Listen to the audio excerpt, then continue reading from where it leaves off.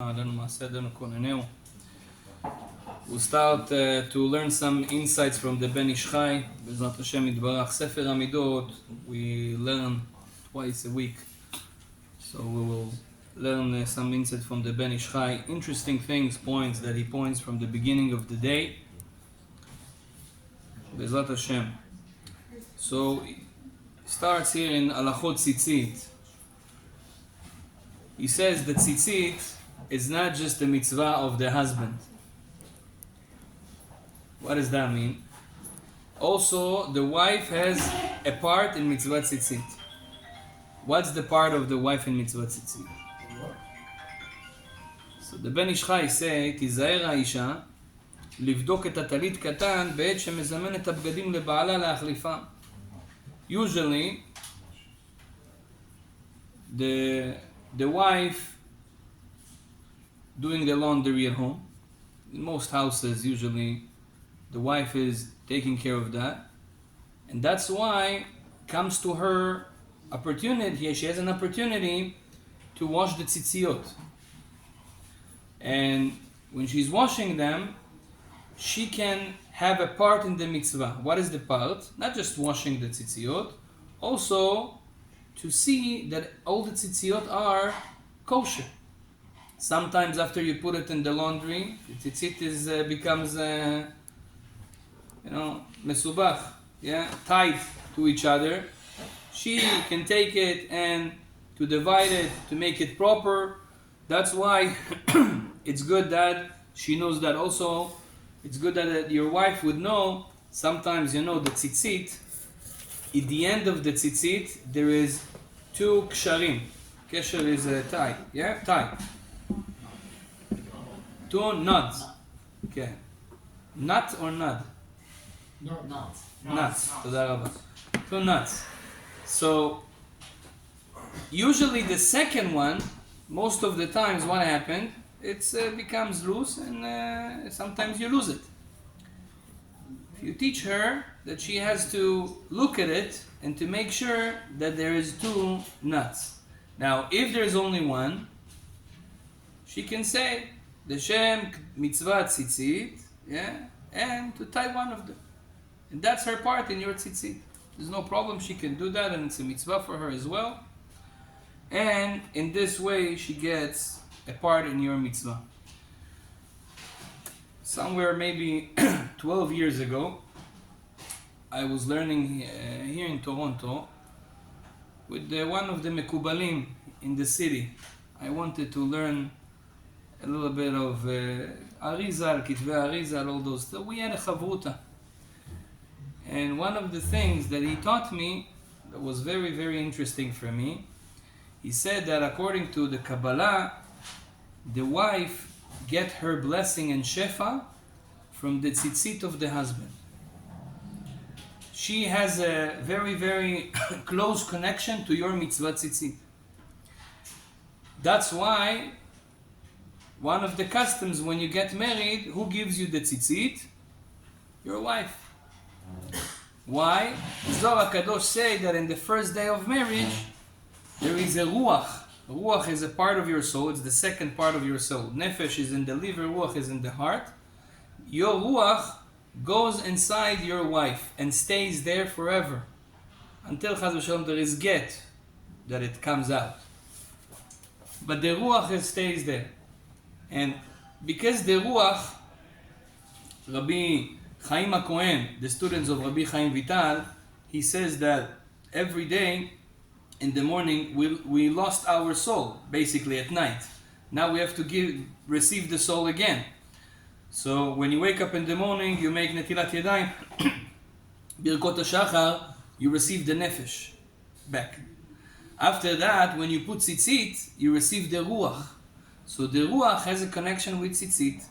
And the ruach is what you gave your wife, basically. So your ruach is in her. So what's happening every day when you put tzitzit, she gets shefa. She gets the part of ruach that is in her. She gets its mochin, its blessing. So he told me something very practical to do once in lifetime. If you can do it, you can do it few times. But once in lifetime, it's good when your wife is not nida, to tell her to stand behind you, back to back like this, and you put the tzitzit at home, and then when you do the left, so the chutim of the tzitzit will touch her shoulder. He says that she gets a big blessing. Again, this is not an halakha, and you will not find it in Shulchan Aruch. It's something according to Kabbalah that it's very interesting to do, and especially if your wife always is tired and doesn't have a lot of powers. Sometimes this thing can help spiritually to fill up the battery. So this is a nice thing. Anyhow, Ben Ishchai said that she has a connection to this mitzvah, and she should have a part in that mitzvah as well. Also says the Ben Ishchai that a person should wear the tzitzit all day. Now there is a question. What about the night? The night it's not a time of tzitzit basically, because it says ureitem oto. Ma ze reitem oto? You have to see it. Night is not a time that we see things. So according to halacha, at night you're not obligated to put tzitzit. Even though the Ben Ishchai says it's good to be careful to have the tzitzit on you also during the night. It's not a must. Actually, from the Rama, Rabbi Moshe Israelish, in Siman Kaf Aleph, it looks like he says, don't put the tzitzit at night, because it's not a time of tzitzit. But according to Kabbalah, tzitzit is or makif. It's a surrounding light. Surrounding light is protecting you for the bad powers, from the chitzonim, from the sitracha. At night we have a lot of sitracha. Mazem? Night, you mean when you sleep? Night is when you sleep, yeah. Or night when you not sleep also. Night is night. Sleep, don't sleep. He says even when you sleep, it's good to have the tzitzit. Why? It's protecting you. He says even more. He says even in Tashmish Amitai you should have it. The tzitzit. But, okay, we're not going so far.